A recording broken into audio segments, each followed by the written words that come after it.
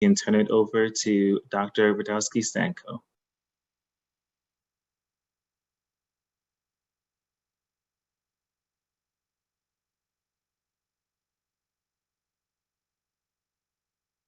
Welcome everyone here, and I appreciate everyone coming in and joining us on this sort of kickoff of the Mobile Response Stabilization Services, the Quality Improvement Collaborative.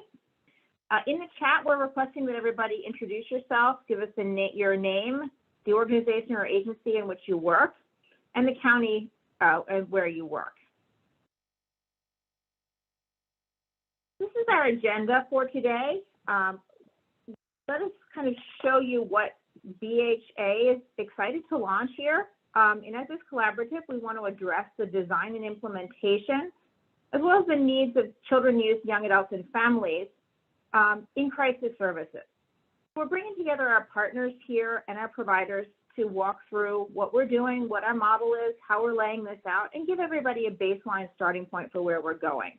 We're going to keep to our agenda here today because there's a lot of information to cover in a relatively short time to do so. But we will be establishing a frequently asked questions document so that the questions that come up in the chat that we're not able to answer in real time quickly, we will collect and post those all as well. The session itself will also be recorded, and that will be placed up on the BHA website within a day or so. Just walking through, we're having an overview for the purpose of these meetings, our vision, workflow for mobile response stabilization services, some ideas about financing this, and Kathy Weber-Flanken will come on and talk to us about the 211988 rollout. We're going to review over some data from a survey done with the Maryland Coalition for Families in terms of crisis services and people's perceptions of them, the environmental scan, crisis response system performance measures, data collection, performance improvement, the CAT tool, both of those being presented by James Yo. And then we'll come back and talk about local readiness and some support and technical assistance we can be providing to our locals as they move into this, through this transition. And then finally, just have some links to some resources around what the model is and other information for those involved to get some more background about this. Next slide. So going into the purpose, vision, and workflow, statewide MRSS Mobile Response Stabilization Service Quality Improvement Collaborative. The purpose of the Mobile Response Stabilization Services Quality Improvement Collaboratives are to share updates on the design and rollout of MRSS in Maryland, to problem solve, to make strategic decisions to improve the implementation and expansion in Maryland, to develop new partnerships, to promote peer interactions, to share national best practices for children, youth, young adults, and families, and to review the data and utilization. This is really kind of a launch or a reboot of a holistic child and family driven perspective, which is going to be grounded in data and evidence-based intervention. This is in a sense the national gold standard for child crisis services. Next slide. So statewide MRSS Quality Improvement Collaborative, the approach and purpose of the MRSS QIC is to use a continuous quality improvement framework to collaboratively review implementation statuses, successes, barriers, and practices, and to align implementation with the strategic vision of the state. This is not only to implement these programs, but it's to really to ensure that we continue to provide these services at the best possible, as the best possible options, to maintain that high quality that we want to develop, and over time to continue to do improvement of what we are providing. So framing the work. Maryland is committed to supporting children, youth, young adults, and families and being safe, healthy, and successful in their homes, schools, and communities. The state is designing and implementing a full continuum of crisis services for all families in support of this goal. I lay this out because CIAS is working closely with the broader BHA colleagues, adult services, to develop a cohesive system across the entire lifespan. I want to stress that this newly formed collaborative is going to focus on services for children, youth, young adults, and their families. Services for the young population need to be different in many ways. We will address and stress the language and service delivery differences between the two systems, but the systems are going to be designed to work in an integrated fashion. Those invited to the collaborative represent all 24 jurisdictions, providers across the state that are known to do crisis work serving children, youth, young adults, and families. We would also like to recognize up front that we're aware that that young adult population kind of walks between both systems, and we can discuss that more in detail. We need to acknowledge that BHA is supported in this broad effort with the Institute for Innovation and Implementation at the University of Maryland School of Social Work, and the host of our event here, as well as the University of Maryland Division of Psychiatry. They were working together in the areas of evaluation, data collection, the environmental scan development and implementation, technical assistance resources, training, and the marketing and advertising around what we're doing here with this program. Next slide. Mobile response and stabilization services. MRSS is a youth, child, and family-specific intervention model designed to meet youth and caregivers' sense of urgency when children and youth begin to demonstrate behavioral changes that are associated with the early phase of a crisis. That's important because this is really a little bit of a pivot from the traditional understanding of a crisis response system. The hope is to kind of get in just before things escalate to the point that they're out of control. Children's crisis situations significantly impact and involve the caregiver because of the nature of their relationship.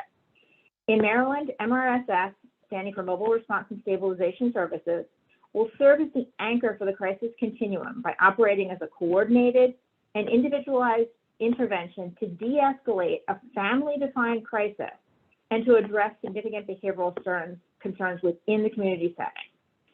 The idea is that this situation can be improved and potentially resolved without having to access higher levels, that it can be done within the home, within the community, working within the parent-child dyad to learn how to de-escalate these kind of situations.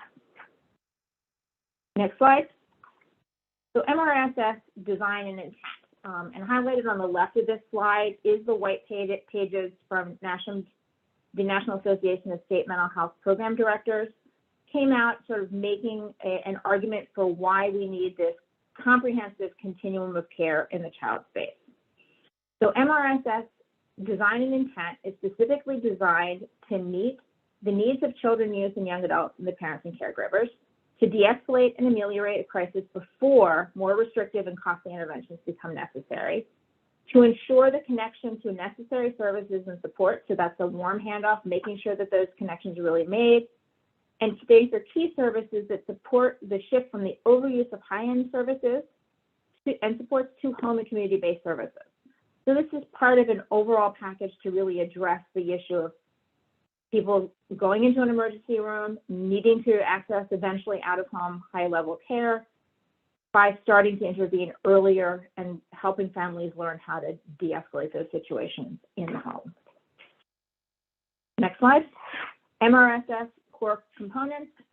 And there are really two components here. The first is the crisis intervention, that 72-hour component, ideally getting face-to-face within 1 hour, family defining the crisis, crisis de-escalation, and assessment of the overall needs.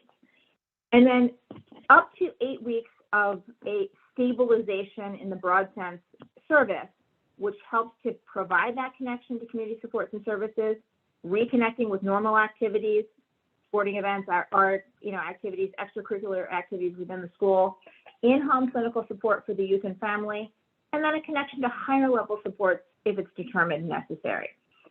And so this is in line with best practices as laid out in that paper we highlighted before, as well as many other resources. The initiation of the first service for crisis, as stated above, is defined by the caller. The crisis is best defined by the person that's experiencing it, and the workforce at that point of contact should give full recognition to the fact that the perceptions of the caller, the youth, the parent, is what is important. If you don't engage the family where they are, you're not going to achieve anything. So the family has to buy into this, and their understanding of what is a crisis and what is a problem is where you have to start. Mobile response will be dispatched when the caller requests it. This allows the mobile responders to provide intervention services at the earliest possible opportunity. MRSS will ideally be accessible through a call center that's able to deploy a response. And again, that's 72 hours for the first intervention and longer services up to an additional 8 weeks. This doesn't mean that most people will require that 8 weeks, but that they're available when they're needed. And this will help us engage providers when resources are limited. Maryland's MRSS will ensure that these components are delivered by the same provider to ensure consistency and continuity of care. So moving on to the MRSS continuum, it's kind of laid out and mapped here, helping you understand when things take place, when they happen, and where consultation and support services are potentially available. These teams must build a trusting relationship with families. This relates to foundational to the development of an individual care plan with goals jointly developed between the family and the youth and the treatment providers. So MRSS for children and families who are experiencing a behavioral health crisis must exist along this continuum of care. Setting the vision. Maryland is committed to designing and implementing this continuum model, this mobile response stabilization services. It's customized to meet the needs of children, youth, young adults, and families, provides timely and relevant services and supports that prevent the escalation of challenges and poor outcomes, uses the child and family's definition of crisis, and recognizes that children, youth, young adults, and families are experiencing their own needs. Provides individualized, trauma-responsive services and supports to needs and needs along life's domains, including personalized in-home support, recognizes and addresses challenges posed by structural and historical inequities and oppression, and continually assesses the systems, processes, and services for problems that arise that are associated with implicit bias, racial, and ethnic disparities. In line with this, we're looking to have culturally and linguistically responsive services that connect families to appropriate community-based services. And it leverages the strengths of families and children, providing services and support that are aligned to their identified needs. And I think this is a key point to highlight, that if you're providing something to a family that the family doesn't find to be helpful or isn't what they're looking for, you're not going to get anywhere. So you have to, again, meet the family with where they are, work on the strengths that they have, and that's the way to implement change. So we will be partnering with family organizations and local and state and local family serving agencies in this process. Language is very important. And this speaks to some of the differences in terms of how you're responding to children, how you're responding to families, and how you do this in a very child and family focused manner. So the recommended language is children, youth, young adults, not clients, cases, consumers, parents, and caregivers. Not always is that mom and dad. Treatment as opposed to placement, engagement and their level of engagement as opposed to saying somebody's not motivated or the family is not motivated or the family is resistant. A transition as opposed to closing a case or terminating a case, that somebody is missing as opposed to running away or AWOLing. And family time, supporting the positive aspects as opposed to a home visit from a residential setting. Next slide. So this is the model, the workflow for mobile response stabilization services. And I'm not going to go through and highlight all of this, but these slides will be available to you afterwards as this is recorded. And it just talks through referrals coming in from parents, referrals coming in from other systems that can access the same continuum of care, calls typically coming into the crisis call line, single point of access, crisis defined by the parent, so that's a place to call, a group to respond, the mobile response team being able to go out to the family and the youth at where they're located, and then helping to form those community connections. What is that stabilization plan? What is that care plan? What are the pieces necessary for that? Next slide. So financing this, available funding streams. There are a lot of funding streams, and there's a whole lot of money that's come out recently towards the state and we're applying toward these efforts. So insurance carriers, obviously Medicaid and the Children's Health Insurance Program, they're coming with us as partners in this effort much more aggressively than they have in the past. We are looking to having this be something that is billable under Medicaid. Private insurances, including TRICARE. Additionally, federal funding, so Medicaid and CHIP funding, the federal match portion of that, which is increasing as we speak. The ARPA, American Recovery Plan Act, state opioid response grants, COVID-19 specific grants, general state block grants, both SUD and mental health, as well as the supplemental grants that have come out recently, the COVID-19 and the ARPA, as well as Maryland state funding, Maryland local funding, and Maryland nonprofit funding, which is coming together in some counties to help support these efforts. So Medicaid can support BHA to fund mobile response stabilization service components in Maryland. The big four are the rules that govern when Medicaid can be used. Medicaid covered child, a Medicaid covered service, a Medicaid covered provider, and a medical need.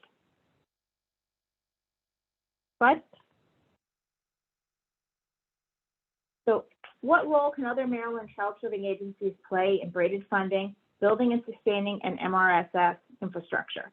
Many of you who are on the webinar today are implementing mobile response stabilization or both services. We're aware that you're all involved in various efforts to implement this work across the state. Currently, there's a mix, as I mentioned, of federal, state, county, HSCRC dollars to support the various services that Maryland is able to fund and implement. For that reason, you have varied contracts, scopes, and expectations from your funders. This new collaborative supports streamlining how the language and how these services are applied across these various contracts, and is working towards outcomes that are similarly tracked and monitored across the state, similar services being provided across the state in all settings. The environmental scan to be discussed later gathered useful information to help to understand the similarities and differences across jurisdictions. I'd like to pause for a moment and let people post some questions if they have them into the chat. And then I'm going to pass the presentation over to Kathy Weber-Franklin to share the progress we've made in terms of 211, 911, and the plans in Maryland. Good morning, everyone. Thank you for having me. I'm happy to talk about what is going on with 211 and 988. You may have heard a lot about these crisis call lines, and so I'm hoping that today I can answer some of your questions and help you understand how it fits within the total strategy. So 211 has been around for a long time. As everyone knows, it's a resource for many social needs. However, in 1990, it was asked to take on the responsibility of being a crisis hotline with a singular focus of youth and suicide prevention. And that stayed in place for close to 15 years. We then said, well, wait a minute, if we've got this crisis hotline, why don't we expand it, which we did, to adults with mental health and then adults with substance use disorder needs. And so these hotlines became more generalized rather than specialized, and generalized to the entire behavioral health adult and adolescent population, as well as the full range of psychiatric disorders. How the call process works is that there are 5 regional centers, and they are funded by MDH. And the calls are routed based on the location of the caller. If it's a landline, it is a more exact location. If you are using a cell phone, it pings off of the cell phone towers that are around the state. Next slide. So then, to come up to more recent times, in February of 2018, the Secretary of the Maryland Department of Health requested that we move crisis hotline services to 211 Maryland. So a 1-800 number is bulky, as all of you know, it's hard to remember. And so in an effort to try and streamline access and make access easier, he's requested that we move it to 211, which we did by April of that year.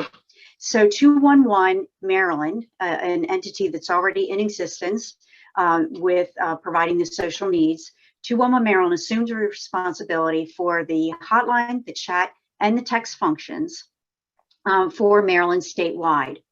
We had an issue, though, in that there are a number of callers coming into 211 at any one time. And so we wanted to be able to prioritize those callers who were in crisis. And so to do that, we created a press 1 option, and this moved the callers to the head of the queue. This meant that these callers could be prioritized for services, for action, and in the hotline system. And this covers the entire state. I want to make that clear. There are regional hubs, and they do cover the entire state. Next slide. These are the locations. So where the stars are located is the jurisdiction in which the regional call center is located, and the color denotes the area covered by that particular call center.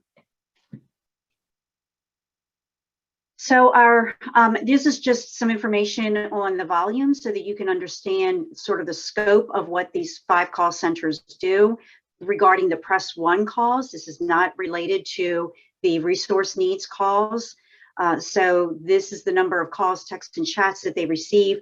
We did experience a spike in all of these ways to access us through COVID. And so we are waiting to see whether that spike continues or whether this was just related to the COVID.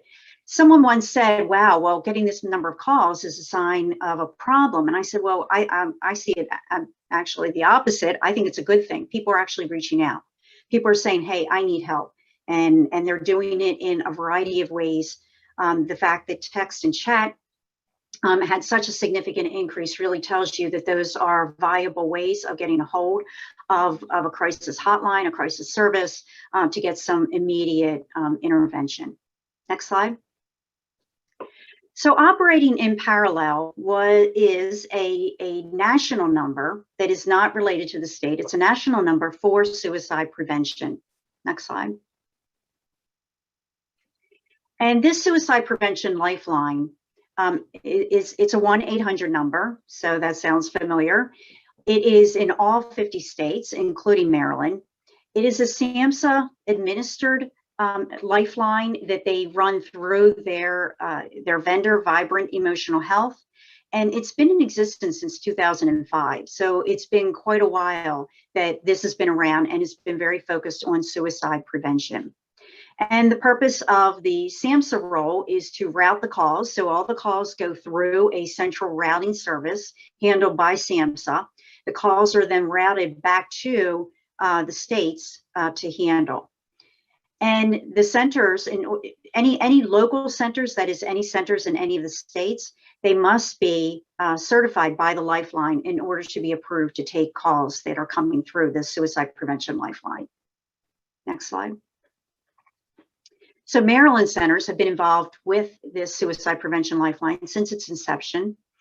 And there is full geographic coverage for Maryland. There are 6 primary and 2 backup centers, and 3 of the centers currently provide text chat service, and they all cover 24/7. And I mentioned that there were 5 centers that are related to the 211 Press One action. Those are included in the 6 primary centers. So they're the same centers doing the same work, getting calls from different places. So in 21, here's some call data. It's about the same as what we're getting on our 211 Press One call line. And the chats and text are a little different, but fairly close. And one of the things that is different with the Suicide Prevention Lifeline is that calls are routed using the first 6 digits of the phone number. So this means that whether you're using a cell or a landline, it's the first 6 digits that get you where you need to go. As many of you know, you may have a cell phone that you purchased in another state. What that means is that at this time, the call routing structure is set up so that the call is routed to where you purchased that cell phone because of the numbers associated with that cell phone. So those first 6 digits of your cell phone determine where your call will go, even if you're standing in Maryland. Next slide.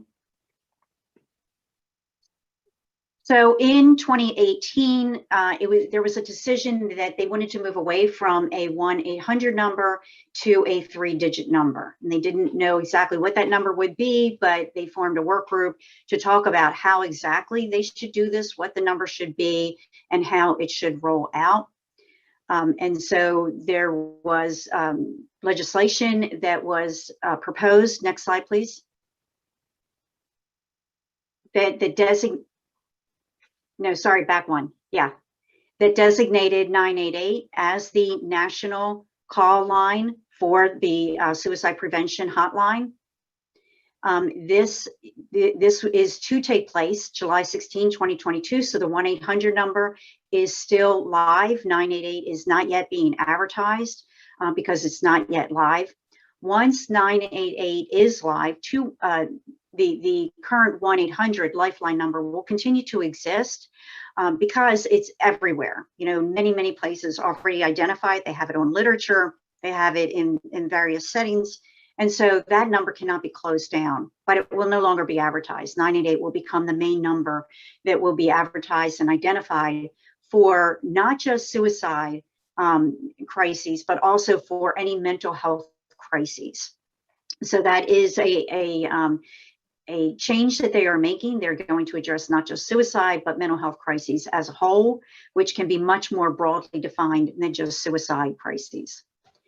So in order to understand what this means for Maryland and how Maryland is to be involved, we created a planning coalition that started in April of 2021. We just wrapped that up. We created a report, and the concerns of this group really focused on three main areas, funding being the big one. Currently, there is little to no funding for the 1-800 Lifeline call centers. Even though they have been a part of a system for quite some time now, there's been no funding to support their work. The funding has been coming through other sources, and they have been stretching it to accommodate these callers as well. There's capacity. You know, with the introduction of 988, it is anticipated that volume will significantly increase by callers, chats, and texts because of the ease of remembering the 988 number and the amount of public awareness campaigning that's going to be going on. And so there is concern about the ability of the call centers to manage this increased volume. And then the collaboration around 911 and others that need to be involved with this to implement the kind of actions that we're talking about today, as well as actions to prevent individuals from going to an emergency department or being involved with law enforcement in other ways. So, as I mentioned, funding is the most significant concern. Without funding, it becomes destabilizing and threatening to the system as a whole. And so we recognize that and identified that as the major concern during the time we were meeting. Next slide. So we currently have two hotlines in the state, one run by the federal government, one run by Maryland. The 211 Press 1 is the Maryland. The Maryland, though, is recognizing that with the advent of 988, the federal government, SAMHSA, is pushing the responsibility of these calls onto the state. They are looking to the state to manage the crisis hotline as a whole. Some states don't have a crisis hotline, and so for them, 988 is a godsend. For us, 988 is a different kind of wrinkle. So for us, because we already have 211 Press 1, how do we then work with 988 to manage it so that we do not have confusion in the state about who one should call, where one should go for services? And so that's the work that we're doing now. We did find out that calls cannot be routed from 988 through the 211 call system. And so we will have to maintain they will be separated. The calls will have to remain separated, which is unfortunate, but now is part of the challenge that we have to work with. So in recognition of the funding that is such a primary issue, we have been applying for different kinds of grants. The first one that we applied for, we received 2 awards to create training modules for the crisis hotlines. This is to provide specialized training to unique populations, LGBTQ, who have a higher risk of suicide, youth, is another population that we will be focusing on. And then we requested funding through 2 different sources. One is the new ARPA funds that became available, and we are receiving approximately $1 million a year for 4 years through the ARPA funding, and this is to go to the centers for their workforce development and growth. And then we are applying for a SAMHSA grant. It's actually due in a few days. And this grant will give us almost $1 million a year for 2 years. And this grant is intended to stabilize the workforce at the call centers. They struggle with retaining their workforce, as well as bringing on new workforce as the funds allow. And we continue to pursue other avenues of funding. Next slide. Thank you for your time, and I'm open to any questions. I understand questions are to be put in the chat, and we will address them at the end. Thank you. So thank you, Kathy. Certainly appreciate all that and understand how complex the challenges have been around integrating these 2 systems and that you've been working very hard with others to try and work through those issues. I wanted next to transition into the survey that was done by Maryland Coalition for Families of families that have been involved in their system and their impressions of crisis services. So next slide. So the Maryland Coalition for Families survey and report was research led and authored by Ann Geddes, the Director of Public Policy for Maryland Coalition for Families, and certainly a valuable partner with all of us in the state in terms of looking at children's services. The report, Listening to and Learning from Families, Crisis Services, and the Experiences of Families Caring for Children and Youth with Behavioral Health Needs, was done in December of last year. In October of last year, Maryland Coalition for Families distributed an online survey to approximately 4,000 family members on their listserv. Caregivers who completed the survey had used crisis services defined as law enforcement 911, mobile crisis services, emergency departments, or walk-in crisis centers for behavioral health issues in the last 3 years for a child under the age of 21. So the methodology of this survey, there were 173 families who responded to the survey, but not all respondents replied to all questions. For most of the questions, there were about 130 to 140 responses. Results of the survey were then used to develop further questions to ask specific focus groups. In November 2021, a virtual focus groups were held across the state with a total of 13 participants. Findings of this survey, which are very interesting and very useful to understand what the experiences was like for families engaging with these services and the different types of services that are out there. Most families used either law enforcement or the emergency department when they felt that their family needed help. Sometimes this included using both services. 63% of families surveyed used law enforcement when they felt in crisis. 54% used the emergency department.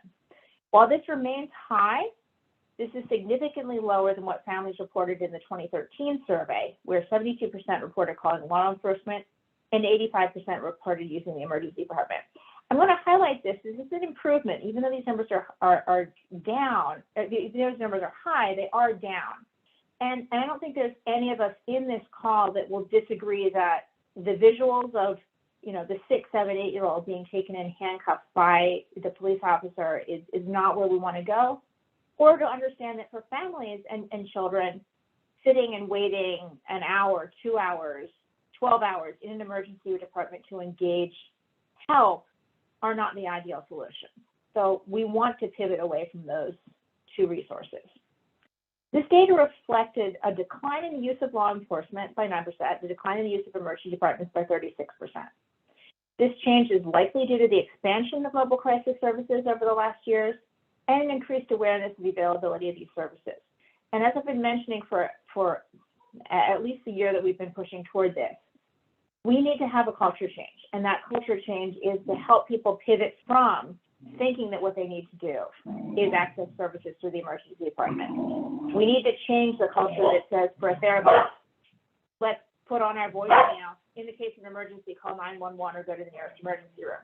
We need to shift to, let's call the mobile crisis service. So the MCF recommendation is to expand the number of 24/7 mobile crisis teams that are dedicated to working with children, trained in de-escalating behaviors, trained in working with children with autism spectrum disorders, and able to respond within 1 hour. We're also adopting policies that permit mobile crisis teams to be deployed without police accompaniment to ensure that mobile crisis teams are available to families regardless of the child's insurance status, to enact policies that allow mobile crisis teams to respond to incidents that occur in schools. And this is a significant pathway for children entering crisis services of some sort through the school system. To work with behavioral health providers, schools, and pediatricians to promote the use of mobile crisis teams, and to give families the information about what to expect when a mobile crisis team responds. Also to continue to improve the array of intensive community-based services that are available to all families, prevent the repeated use of crisis services with no resolution. And this last point, I think, is an important area where we need to work towards recognizing that there are gaps and there are limitations in our existing system, but it is an essential component of a crisis services array. Next slide. I'm now going to pass this over to Erin from the Institute for Innovation and Implementation to talk about the environmental scan. Good morning, everyone. So we, as you probably know, you probably participated in the environmental scan. We were going along with the state's vision of designing and implementing a full continuum of crisis services for families in Maryland. We wanted to do an environmental scan to understand what's out there. What is Maryland already doing? Where are programs being implemented? How are they being funded? Who provides them? What crisis components exist? How are services being defined? Who can access them? And we did this in a two-phase approach. The first phase was we sent a very simplistic version of the scan out to LBHAs and CSAs, had them respond with what providers are providing services in their jurisdictions. And then we reached out to those providers and we asked them the questions that are listed there. It's a lot of information that's in this scan. I'll just be going over very briefly a broad overview of the findings, and to tell you that the results that we've seen so far have been used to evaluate adherence to evidence-based practices and to create a roadmap to build a comprehensive mobile response system to strengthen service capacity and access in the state. So the environmental scan included 35 programs and services that provided services for children and families. There were 2 additional providers who provided services only to adults. Those are not included here. And you can see in this pie graph that mobile response and stabilization services both were provided in most of the programs or services that were included in the scan. And when we put these results on a map and look at where the services are being provided in the state, we can see that all but one of the jurisdictions in the state are providing mobile response and stabilization services. 2 jurisdictions are providing only mobile response services. And again, there's 1 jurisdiction that's not providing either of those services. So we had a few different sections of the environmental scan. The first looked at the services that are being offered as part of this programming. And you can see that the most commonly cited services are follow-up services, follow-up stabilization services. They counted for 83% of, or about 83% of the services noted that they were using those services. Following that were mobile crisis teams, which were about 69% of the services had those. And then hotlines were about 66% of the providers in the scan said they were providing those services. The least commonly cited services you can see here are residential crisis beds and SUDs crisis beds. Looking more at the program components, nearly all of the programs in the scan, all 35, nearly all of them were providing access to, or allowing crisis to be defined by the individual, providing culturally and linguistically competent care, providing trauma-informed care, LGBT affirmative services, supporting individuals in their natural environment, promoting and supporting safe behavior in the home, school, and community, using local resources as part of the resource stabilization plan, including a crisis intervention worker, partnering with most or all child serving systems, designing or were designed to reduce reliance on hospital and formal crisis systems, and collecting outcomes to demonstrate their reach, benefits, and impact. What wasn't included, or what was less frequently cited, were access to psychiatric consultation, transportation, and never mentioned in the scan, or none of the programs who were surveyed in the scan said that they were providing medic teams.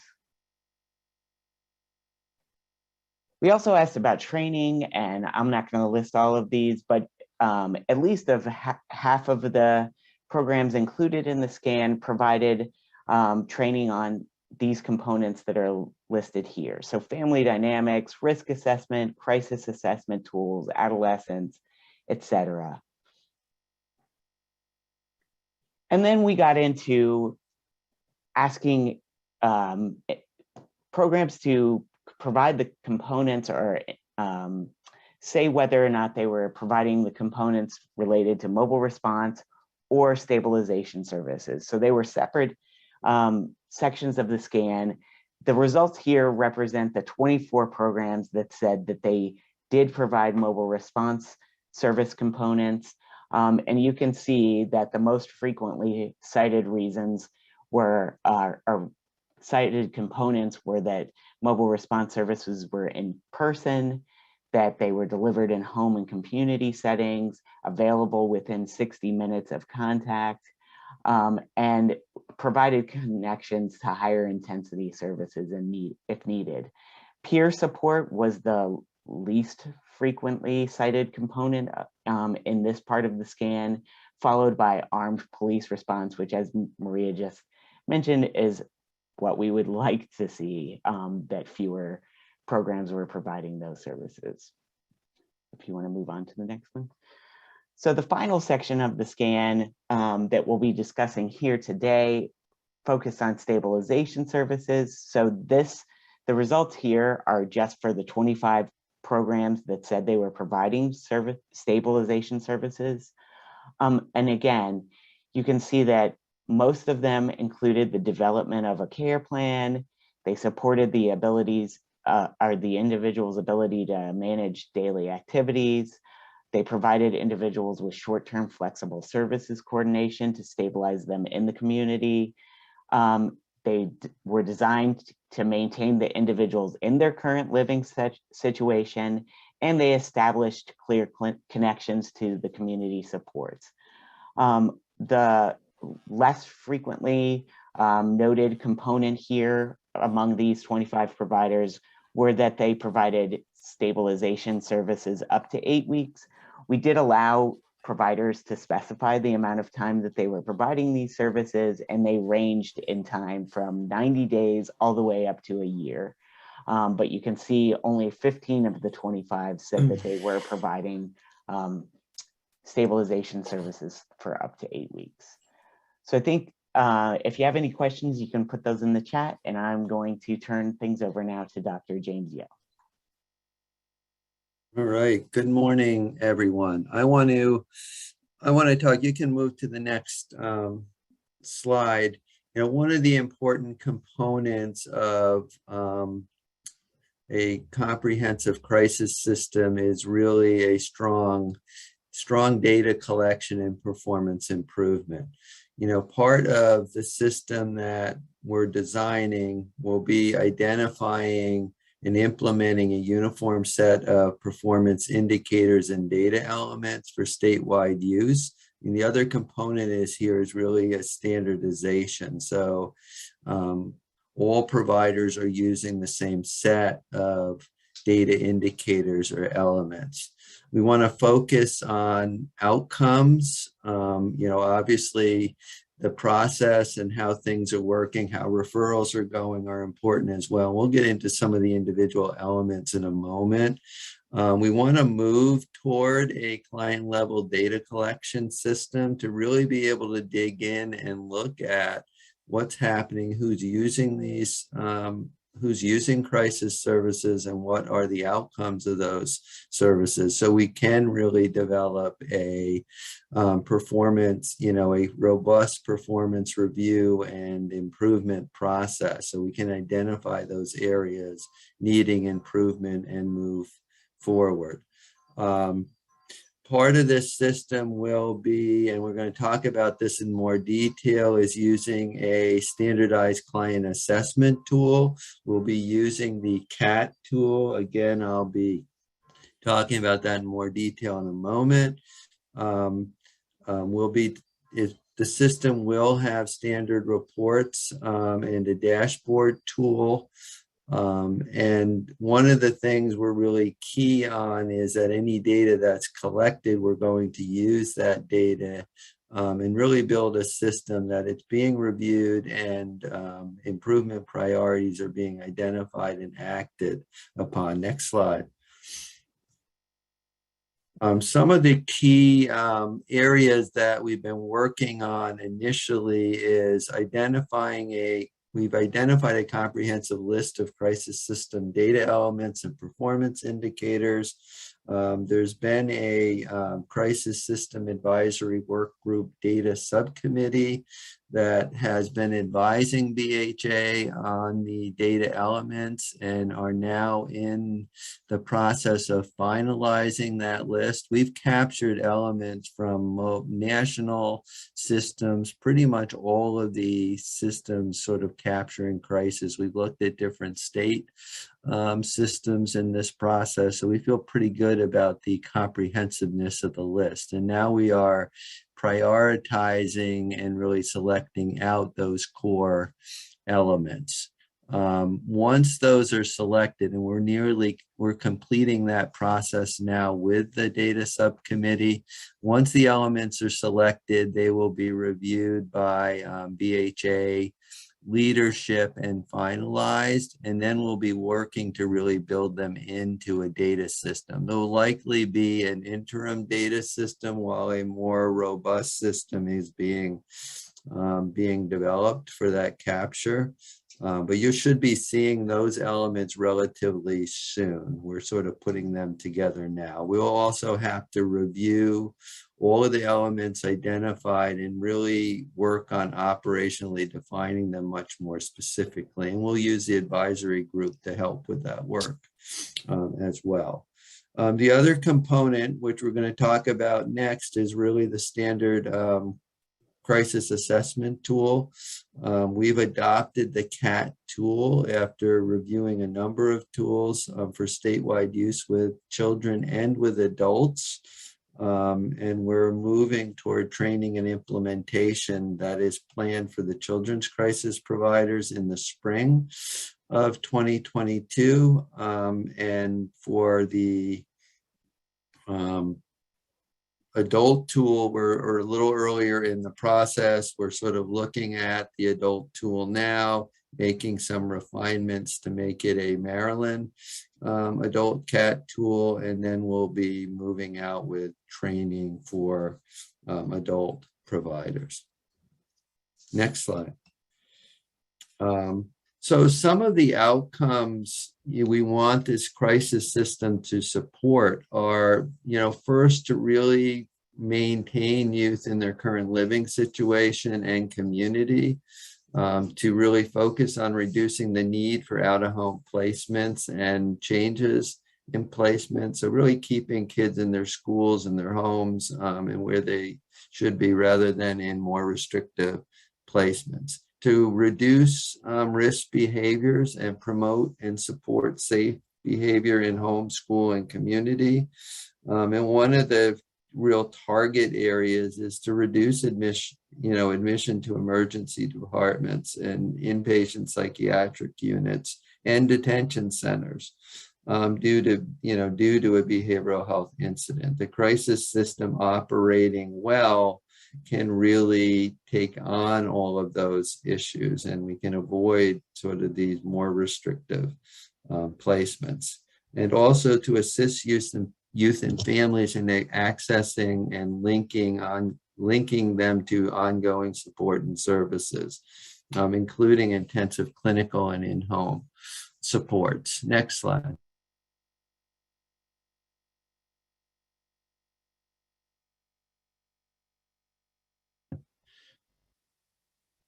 Next slide.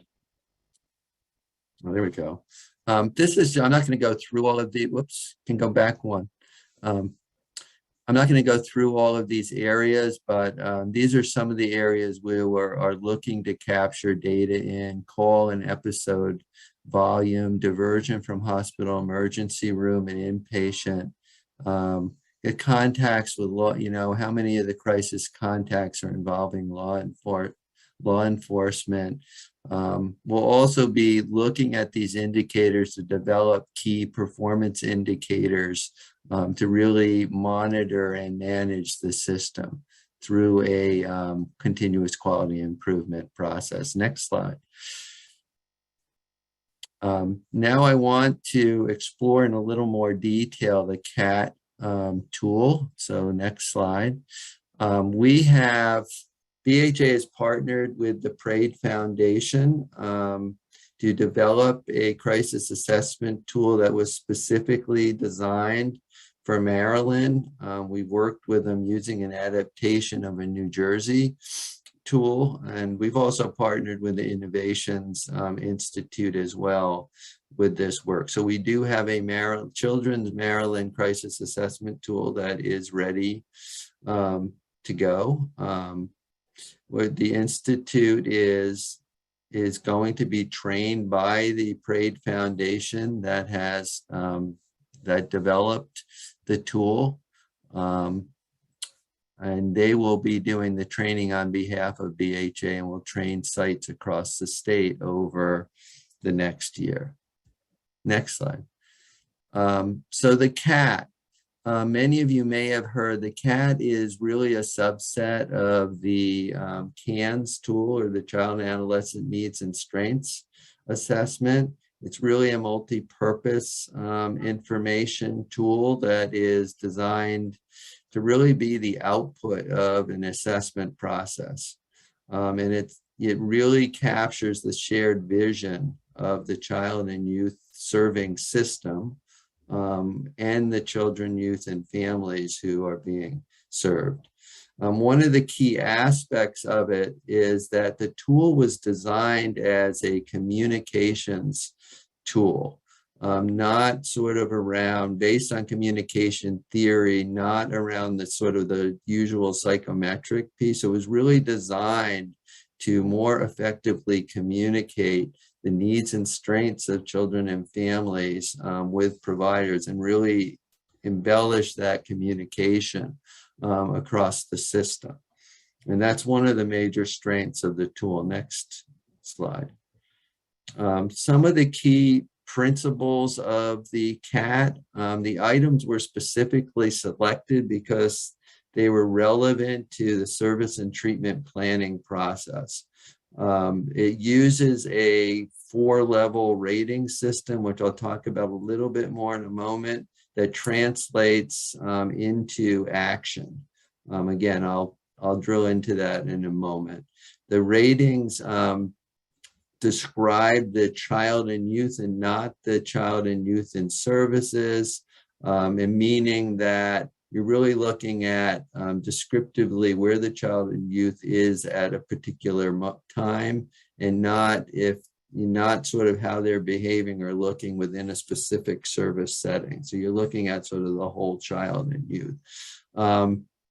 Culture and development is integrated in this tool and considered prior to establishing the action levels. Ratings are agnostic to etiology. As we said, it's a descriptive tool and is really about the what and not about the why. We use a 30-day window to make sure the assessment stays relevant to the child and youth's present circumstances. Next slide. This just gives you a sense of some of the areas that are captured on the CAT tool. Again, it's looking at needs and strengths, so it gets in areas of life functioning. In most of the areas there are, and this is one of the unique advantages of this tool, you have an opportunity to drill down into different areas. So if it's identified that a child has developmental issues, there's a module you can sort of get more information in that, or special medical needs, you can drill down more in that area. It gets at strengths, behavioral emotional needs. There is a trauma and ACEs assessment drill down or module for that. Obviously looks at risk behaviors and caregiver resources. Next slide. This just gives you a sense of the levels of need. We said there were 4 ratings. There's 0, no evidence of need, and no action. 1 is significant history. But when you look down, I want to talk a little bit about 2 and 3. The scores of 2 and 3 really indicate that action is required, and they're really important. This will really show you the areas that something needs to be done. And obviously 2 is, there is a need that is interfering with function, action is required. But then 3, we have a need is dangerous or disabling, and needs, immediate action is required. So 2s and 3s are really used as a way to direct action and figure out sort of the next steps in the planning for the youth and family. Next slide. In terms of the implementation timeline, the Innovation Institute trainers will launch the CAT training to early adopter counties in March. In April, the Parade Foundation will host a stakeholder information session to provide a bit more information on the CAT and how it can be used. In May, the Institute trainers will train a next cohort of counties. So this will be phased in as more counties come on in using the tool. And then in the fall, the Institute will conduct community of practice training in all counties that have been trained already. And we will continue this. It will be a similar timeline for adults, but it'll be extended out a bit. Next slide. The state will transition all crisis response systems and providers to implement the CAT tool for children and youth ages 5 to 18. Again, to streamline the assessment process and standardize the data collection and outcomes that are being captured. Your jurisdiction, based on contracts and readiness, will be invited by BHA to attend an upcoming training scheduled to begin in March of 2022 through May of 23. BHA will track the completion of training and certification of the workforce. Also working, as I said, we're working on a second CAT tool designed for adults, sort of more of a lifespan tool, and we're in the process of identifying and developing a statewide data collection system for capturing and submitting CAT assessment data. Next slide. And that is it. Thank you, everyone.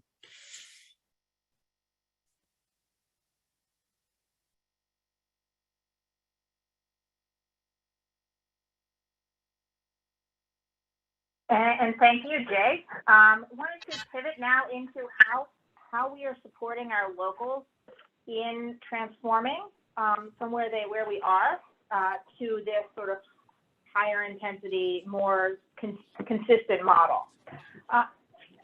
So starting with, what is the practice change that needs to take place here? We recognize that a lot of our local jurisdictions have already begun some of these efforts, and there are little slices and pockets of these services. And so we appreciate the efforts that these locals have done, how they've been working, on their own to meet their needs. And the purpose of these learning collaboratives that are being established is to work through with the counties, both those that have been partway into this process, those that are just starting, but to work through again from where they are and to help us build collaboratively an effort to meet these goals that we've set out here through this entire presentation.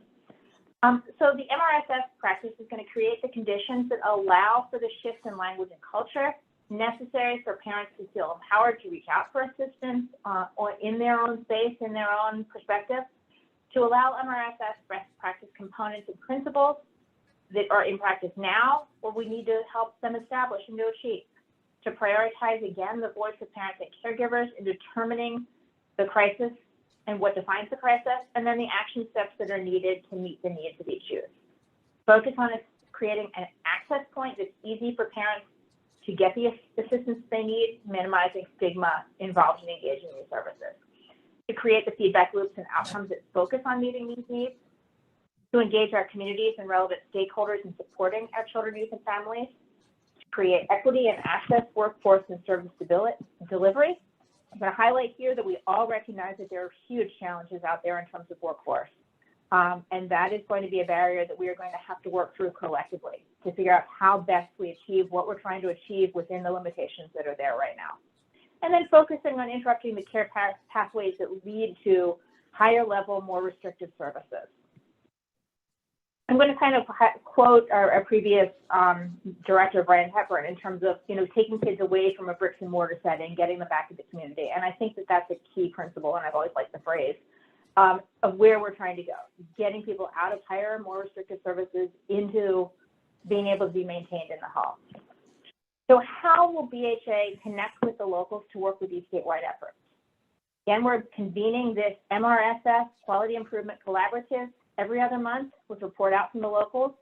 There'll be local MRSS implementation teams that will be organized and formed to establish to build upon the local efforts. Again, meeting counties where they are and helping them transition to this model.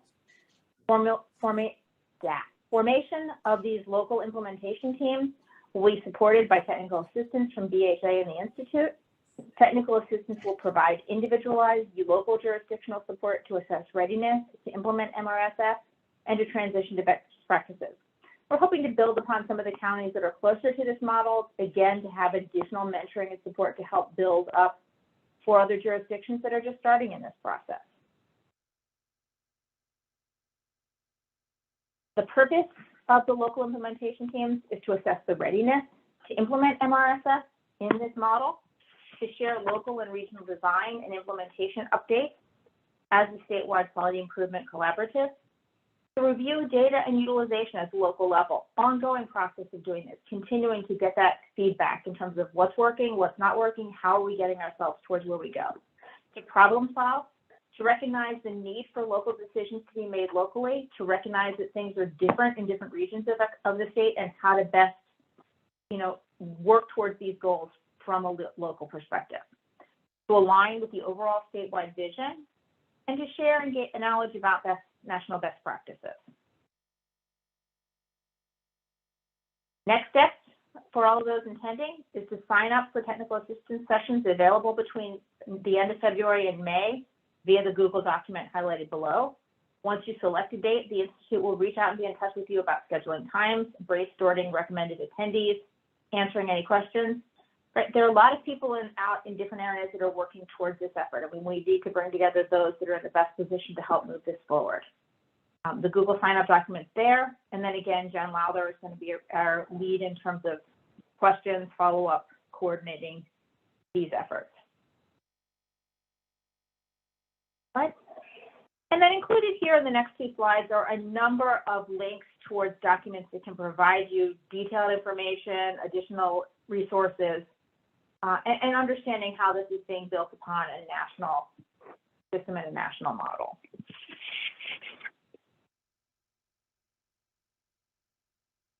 And then finally, just to highlight for individuals, the next two quality improvement commissions that will be meeting, again, similar format to this, the end of March and the end of May before the Memorial Day weekend.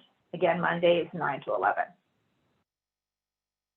Thanks, everybody. Appreciate everybody's coming and attending and working through this process with us. Looking forward to getting the system off and running in the state. It's certainly been a goal of many of us on this call. I want to thank all those who've helped us come together to get to the point where we are, including our university partners. And then open up to starting to address the questions that have been coming in heavily through the chat throughout this webinar. Sure, Maria, this is Jen Lowther. I can pull up the questions and field them out to you all to answer. So let me just do that.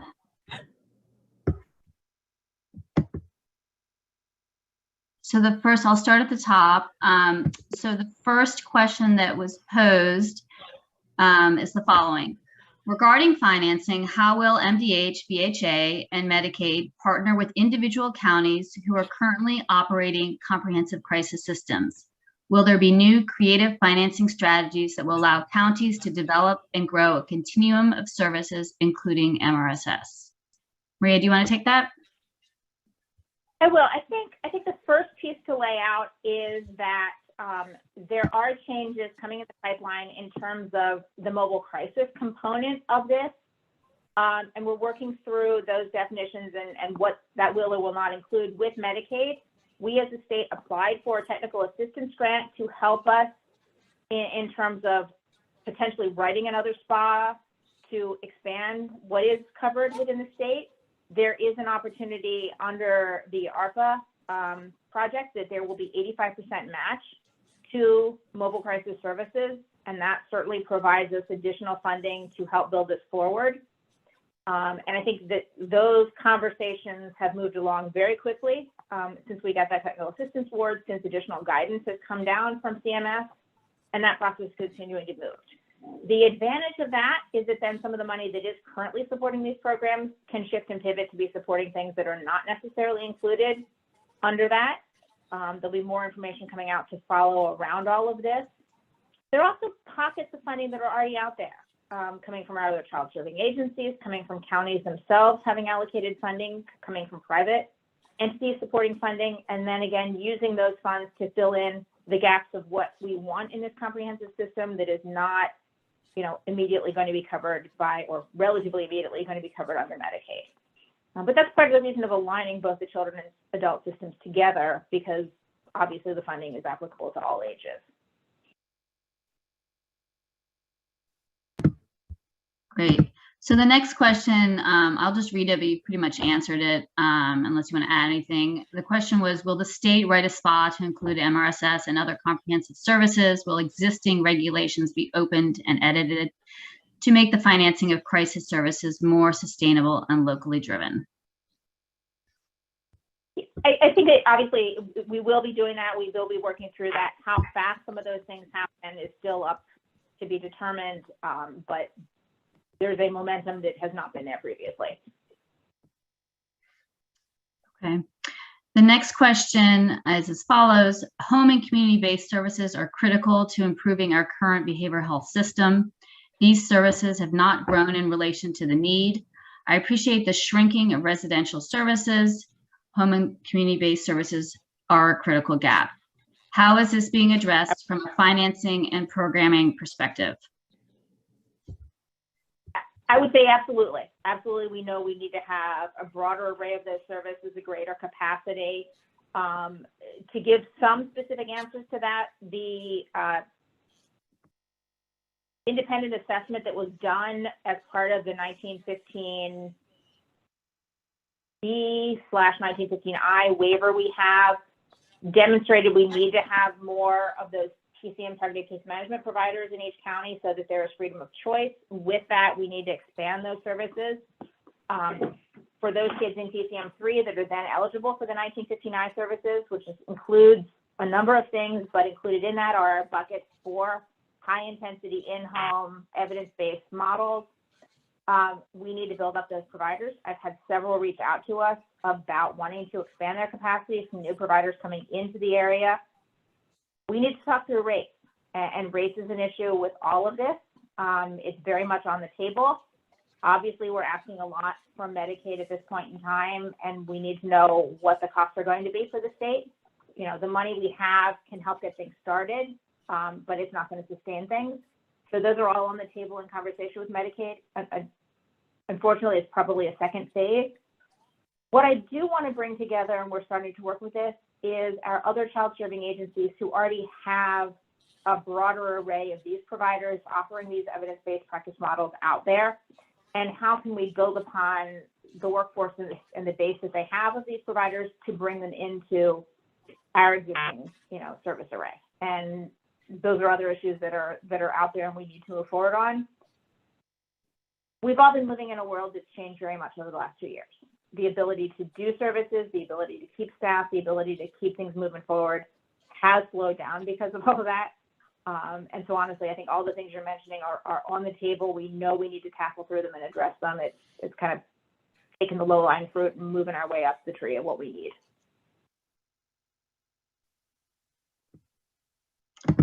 Okay. One more question for you, Maria, and then I have some for Kathy and Jay. This is you for Maria. Throughout this process, have there been any efforts to speak with youth who have experience with utilizing crisis services about how they feel about the services and what they ideally would like to see going forward? I think I may punt that question back to the Institute and Geddes in terms of the survey that was done and were used part of those family responses. I'm sure behind the scenes there was some, but I defer to you guys in terms of whether there was any specific effort and outreach. If not, it's certainly something we can, bring in as we move forward.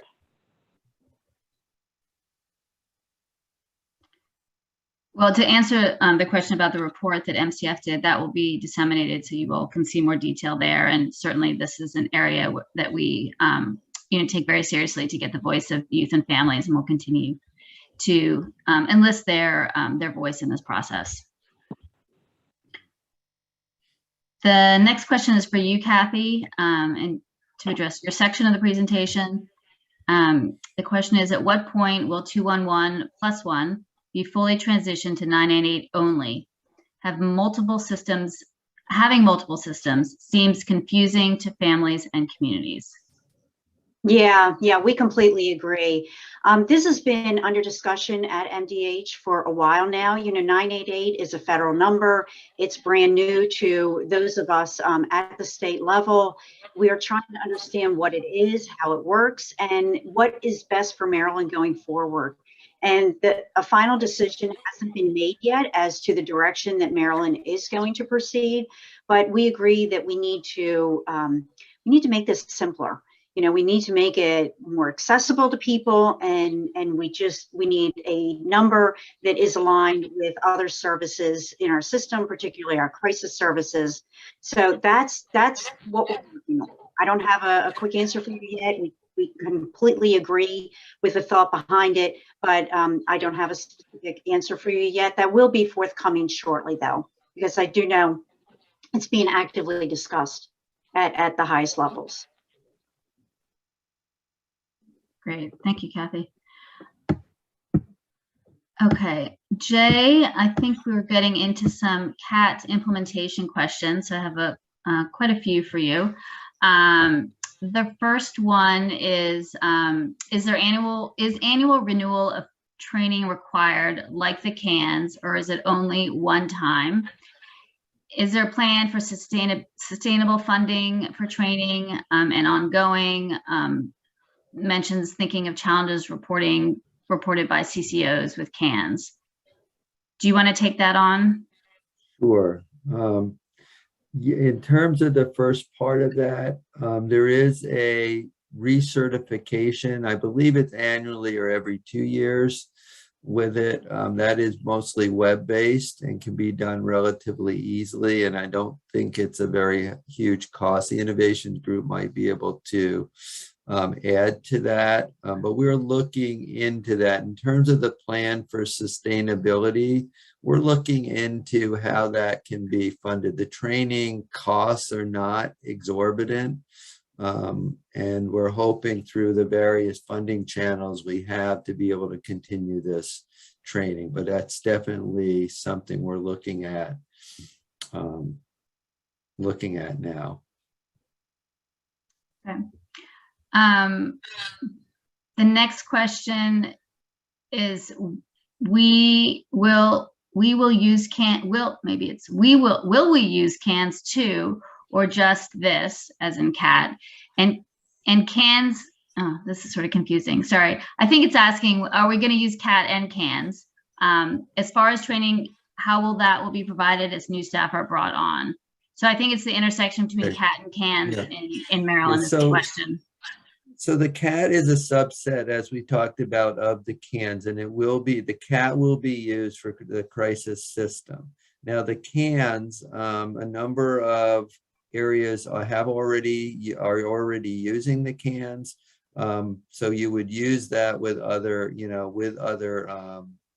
stabilization services that you may be using them in now. We have not made formal decisions on moving to the CANs or the ANSA, which is the adult version of the CAN, but it would be, in terms of the future, it would be nice to use the whole set of tools across the system, but we're starting with the CAT.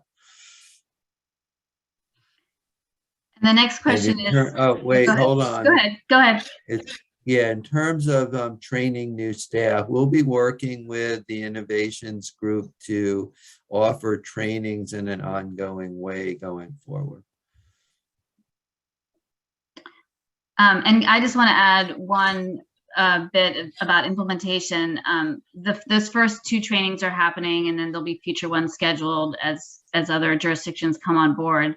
But the tool is going to evolve and adapt, and we'll likely use this mechanism, this group here, to see how it's working, see what items perhaps need to be tweaked. It's a bit of a process to do it.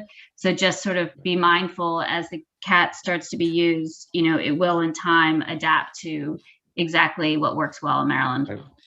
I would just add, Jen, that one of the other things is we're not, even though we're going to move toward collecting data with the CAT tool, we're not going to do that immediately. The most important piece is for people to use the tool and integrate it with their crisis process. So you're really using it to inform your decisions around the crisis. And we're working on really developing out sort of how,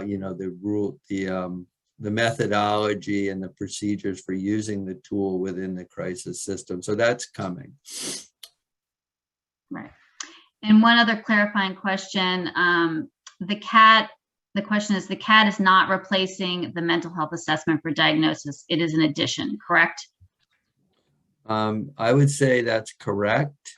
I think it depends on what your assessment is to a certain extent. If it's a lot of overlapping material, there might be consideration of moving toward a CAT or a CANS to do some of that. So it really depends on what that tool is you're using, but it's not a diagnostic assessment tool. It's really looking at the needs and strengths of the youth and family. Maria, I don't know if you have anything to add on that. You're on mute. Sorry. Just reiterating that the CANS is out there in many settings. We're working to use this, trying to have a goal of things being consistent and uniform, and it's an evolving process as we go through this. And one more CAT question for you, Jay, which you may have already answered, but you might want to add to. Question is, if providers are required to enter CAT data into a statewide data collection system, will additional funding be provided to sub-vendors to account for the administrative burden? That is something, I think that's a really good question. And I think we are looking at all of those and what sort of support will be needed by providers to implement that. And that sort of goes back to the training as well, how we're going to support the training, ongoing training of the CAT going forward. But good question. Okay. I have one back to you, Maria.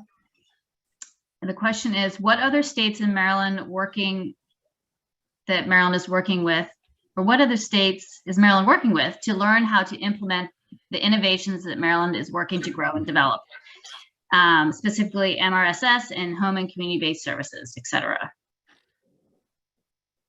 Probably the best answer is that, by bringing in both the Institute and other that we have through the Technical Assistance Grant, we're taking, and again, I'm probably going to bring in the Center for School-Based Mental Health as well at Maryland.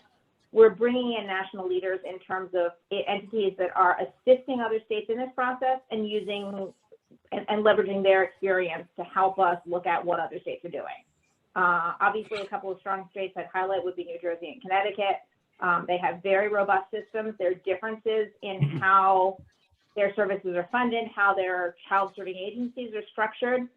But certainly there are places that have a wealth of experience with that. But our partners in this effort, are the carriers of that, across state, national level the expertise and experience.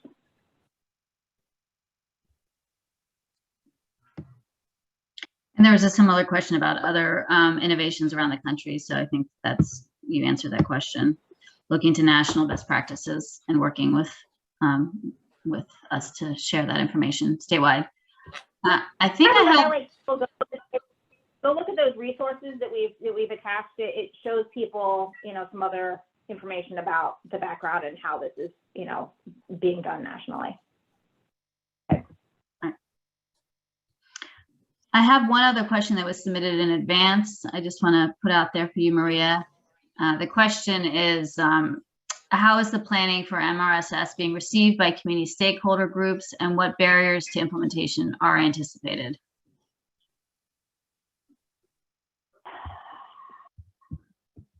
I think in terms of the barriers that we're anticipating is the fact that this has been moving forward in other areas, in other regions within the states, both locally and regionally driven. There has been a variety of funding sources. And as we mentioned earlier, those funding sources sometimes had different and distinct expectations and requirements. In a number of conversations, I've talked about the fact that there's a patchwork quilt of services here. And so it is going to be a change process. It's going to be a growth process. Those kind of things are difficult. Helping people to pivot from what is happening right now to where we're trying to go is always tough. And so the purpose of having these local, meetings and local groups to work through those processes with the counties is why we're setting it up this way, is why we're holding this as a launch to sort of lay out where we're trying to go. We know we need to get there. And so it's going to be something that's going to take time. And certainly this is an environment that people have been through a lot of change and had to pivot and had to be flexible. And I'm hoping to build on that momentum. The state and our local regions have come together, unfortunately, around COVID and around dealing with those issues. So those are our local health departments, our local behavioral health entities, and bringing those same people together to help move this forward, along with our schools, along with our social services partners, is what we're going to need to do. It's going to be a slow and challenging process, but I think everybody's intentions are providing the best services we can to our youth and families. And we'll get there. I mean, the evidence is there behind this model, and we'll work through this. To piggyback on that, a question just came in. How will this look different from wraparound rollout / implementation, changes from lessons learned? In concept, it's very similar. I mean, we're trying to get where we were hoping to get with wraparound. Certainly, those of us that have been involved in both issues see some of the things that work better, didn't work as well. The biggest difference I think we have at this point is there's going to be Medicaid funding coming through, and that funding and that sustainability pathway wasn't there with the first iteration. But conceptually, this is not much different. It's building up the same systems that we've been trying to do for a decade plus.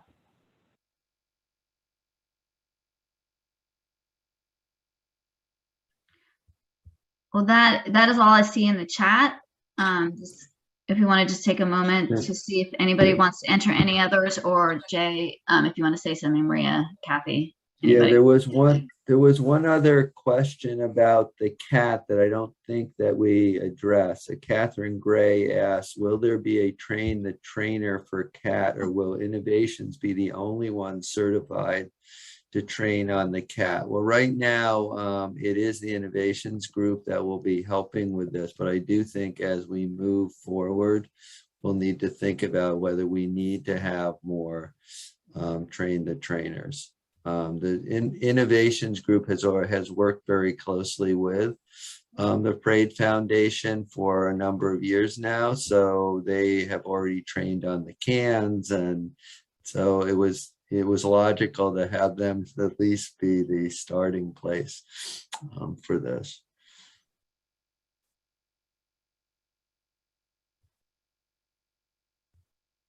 Can I add something? I wasn't going to join, but I feel like Heather's questions are really on point.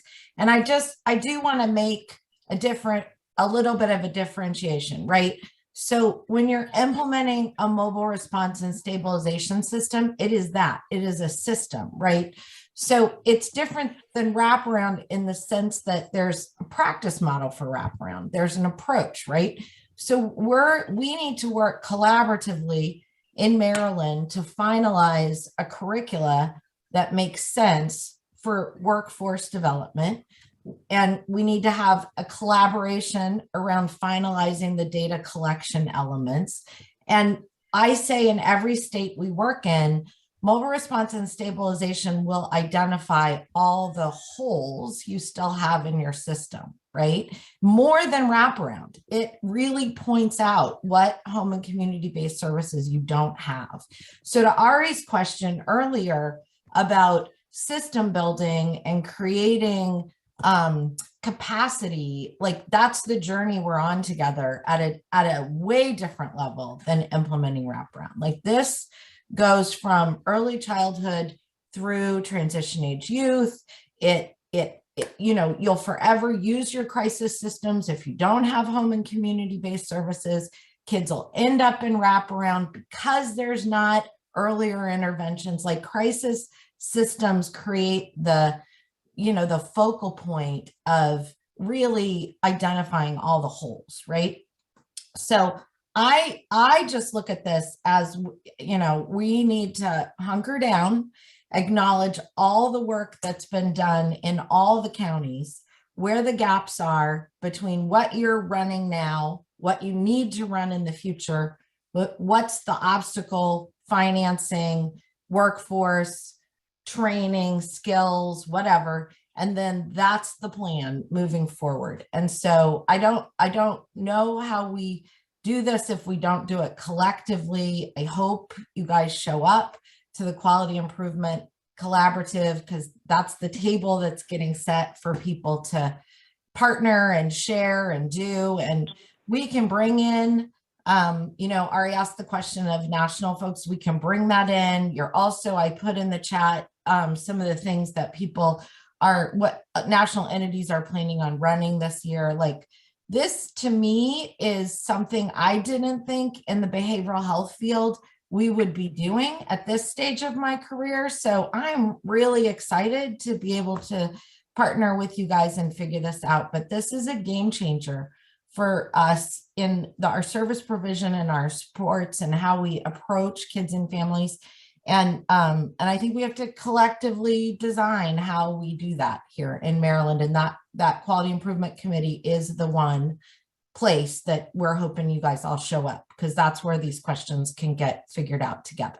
So sorry, but it is the same as wraparound, but it is a little different, right? It's bigger. It's actually bigger and harder. And so it's going to take everybody. So in terms of that everybody, I want to highlight it really is not just a BHA-driven effort, but we need to be using the resources of the schools, the systems they're laying out, the resources of DHS and DJS, DDA, bringing these things together because it is serving the entire array of youth. Those that are under parent custody, those that are under state custody, those that are, in any system. These services will be available to everybody. And then the transition, the stabilization components need to be built up. Those care plans need to be built up utilizing all of our resources out there. And to your point, Maria, like this really nationally is a public health approach, right? So you've made the point, this is insurance, in some ways, insurance agnostic. People are going to call 988 regardless of their insurance. And we're going to have to, as a collective, figure out how that works. So Ari's asking a question about there's another one that came in before that, Michelle. Just to say, I'll get to Ari's too, but the one that came in, I think it's a really good one that Jenna just brought up, was about workforce. For workforce development and recruitment, will it be clinicians and certified peers? And I'm happy to start answering that if you want. So best practice is not necessarily licensed clinicians in the field. It's more about proper mobile response training curriculum supervised by somebody back at the office. So that's something that I think Maryland needs to work through. Who is the workforce that's going to do this? It could be a combination of various fields. So that's my quick answer. Michelle and Liz is actually on as well if she wants to speak, and Maria as well.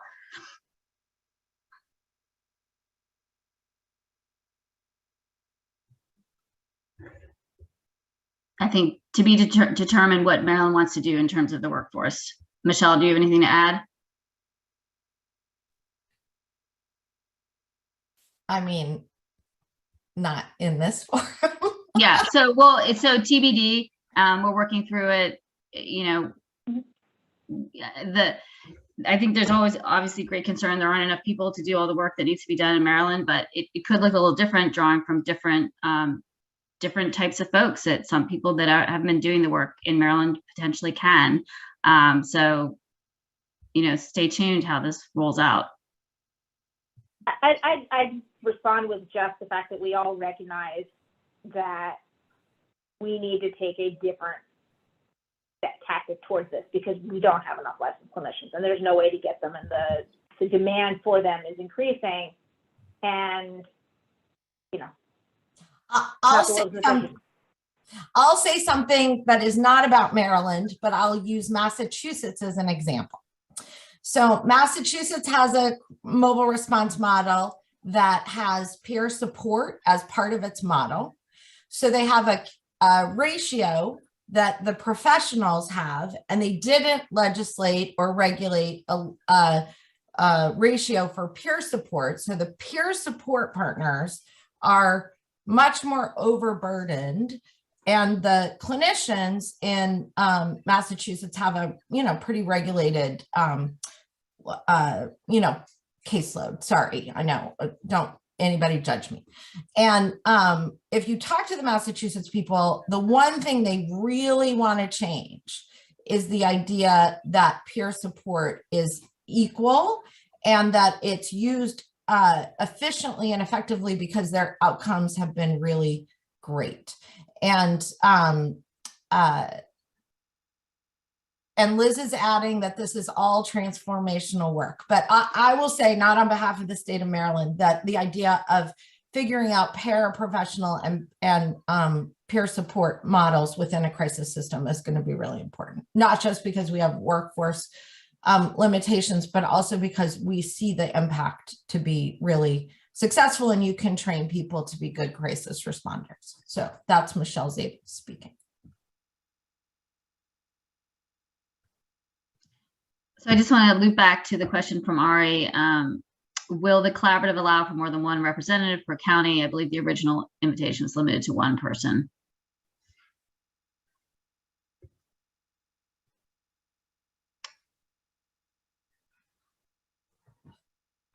I think right now that is true. And again, I'm not speaking on behalf of Maryland, but I'm going to bet that there will be some break off and spin-offs that need to happen in terms of real implementation. And so if people could come to the first meeting and help us kind of identify all the issues, and we can go from there. There's also, and I think Maria said this at the beginning, a need to really connect with the adult systems efforts around their own stakeholder meetings and other things. So we're looking for the main person, right? So we've got somebody to communicate and work with, and then help us evolve this so that this implementation is supported and efficient and effective. So, we're not looking for the world, because you got to run your own things in your own county or your own region.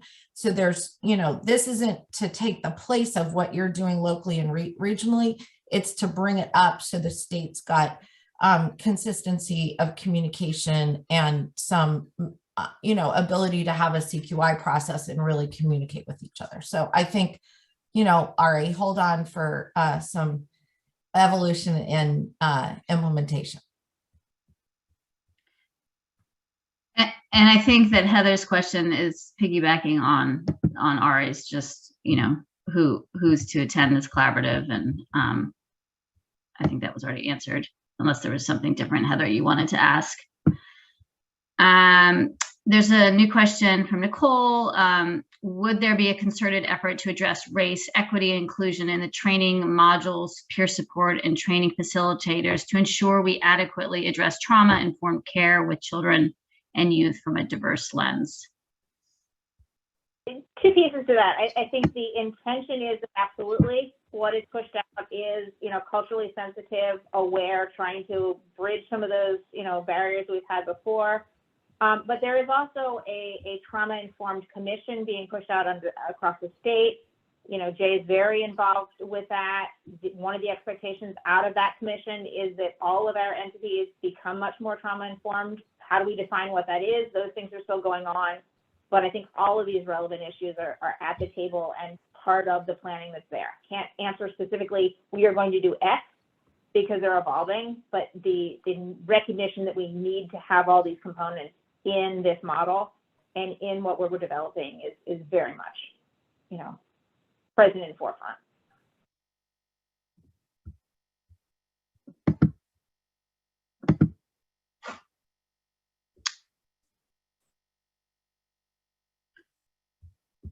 I don't see any additional questions unless I missed any. I'll give a minute or so for anyone to think of any.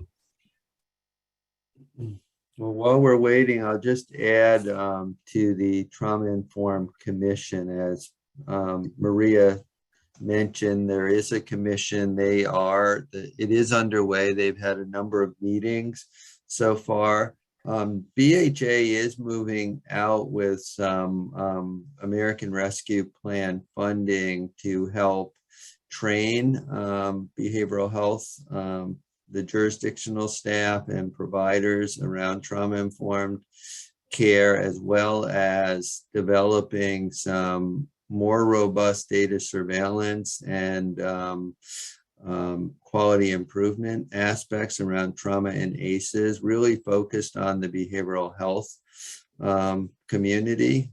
So that is coming. There's an IA RFP that is out, and we are waiting for responses back for the various components of this. So it'll be a real focus on trauma within the behavioral health, public behavioral health system, which we're very excited about. And a question just came in from Anne. Is there commitment from the other child serving agencies to support this effort? Will there be braided funding?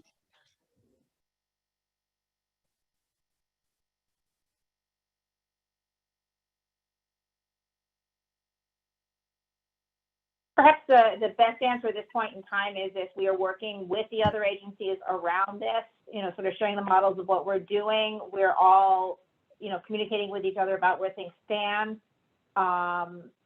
Certainly, I think everybody's aligned in terms of the principles.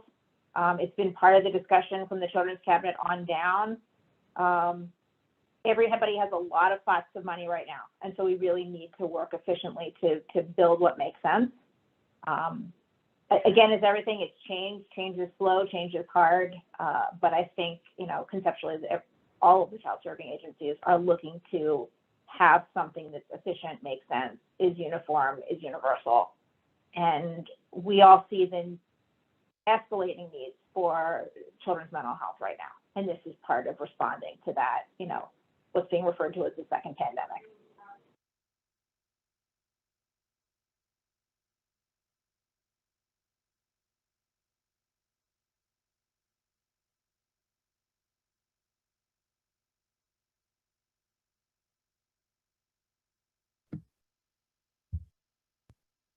I don't see any more questions. Oh, I take that back as soon as I said that. Here we go. Thank you, Amy. Along with TIC training, will there be an increase in effective trauma services implemented to address intensive trauma needs, not just in the crisis realm, but within community services overall?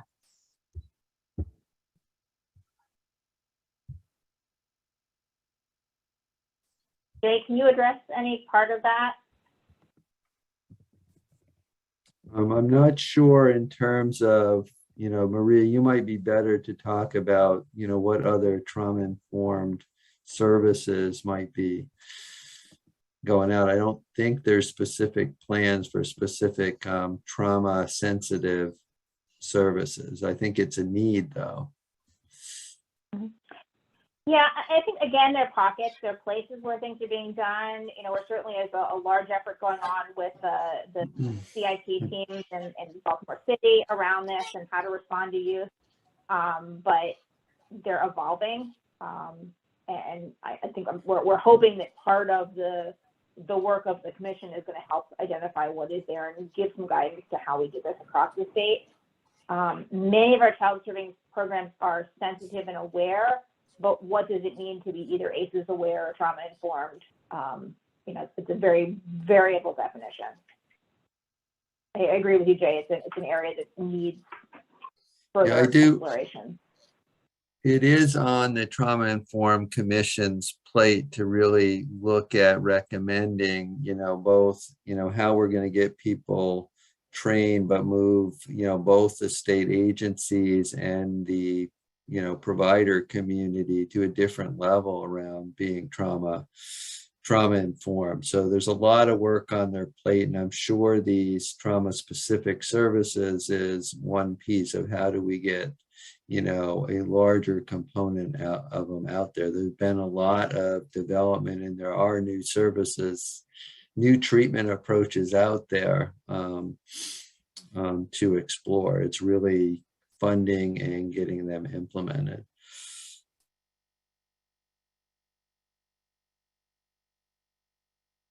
I do think the first step is really focusing in on the being trauma informed at all levels of the organization and really integrating that at an organizational level. That's a huge step, and it is a paradigm shift for folks. So that's that's really the first piece of the trauma informed development work that's going on. It's really organizational change and really taking a close look at policies and how, you know, every aspect of, you know, both our state government as well as local providers are addressing trauma. And there's a lot of materials out there to sort of assist. SAMHSA has a toolkit around this. And again, the commission is going to be sort of recommending sort of the next steps around this. I hope that helps.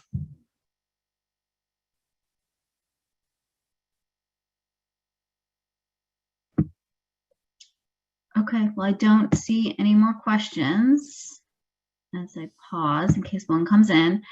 Maria, do you want to close it out? Well, I'm very excited by all of this. I think this is a wonderful opportunity. It's been a great launch, and certainly encourage everyone that's involved in this space to keep coming together with us and working through this. I'll end with, we are going to make this happen. You know, we will get to the goals that we want with this, and, you know, very, very happy to be part of pulling this all together with all of you. Thank you.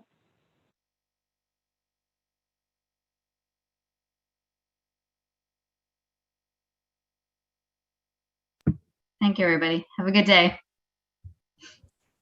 Right. Thank you.